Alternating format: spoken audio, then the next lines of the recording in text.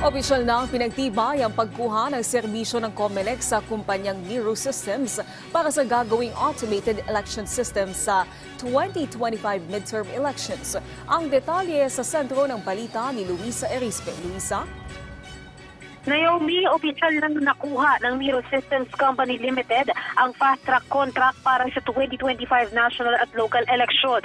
Ito'y matapos nga mapirmahan ngayong araw ang higit 17.9 billion pesos na halaga ng kontrata sa pagitan ng Miro at ng COMELEC.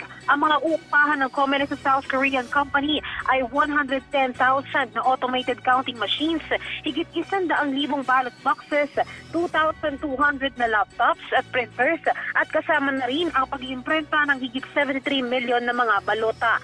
Ayon naman kay COMELEC Chairman George Erwin Garcia, bago pa ang pirmahan ngayong araw, nagbabala na ang komisyon sa Miro na huwag magpapa-impluwensya sa mga o kahit sinong politiko o partido na manunuhol para mandaya sa darating na eleksyon. Sabi pa ni Garcia, siya mismo ang nagsabi sa Miro na may batas ang Pilipinas na Republic Act 9369 na habang buhay na pagkakakulong sakaling masangkot ang sinuman sa electoral sabotage, kaya sana ay wag na wag itong gagawin ng South Korean company.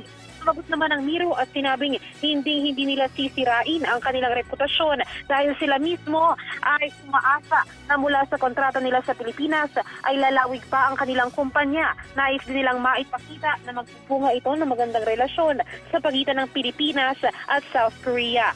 Naomi, ngayon namang tapos na ang pirmahan ng kontrata, ibibigay na sa Miro ang notice to proceed para sa customization ng mga makina at paggawa ng mga ballot box, ballot printing at iba pa. Inaasahan ng COMELEC na aabot ng 6 na buwan ang customization at paggawa ng mga automated counting machines ng Miro. At yan na muna ang latest. Balik muna sa iyo, Naomi.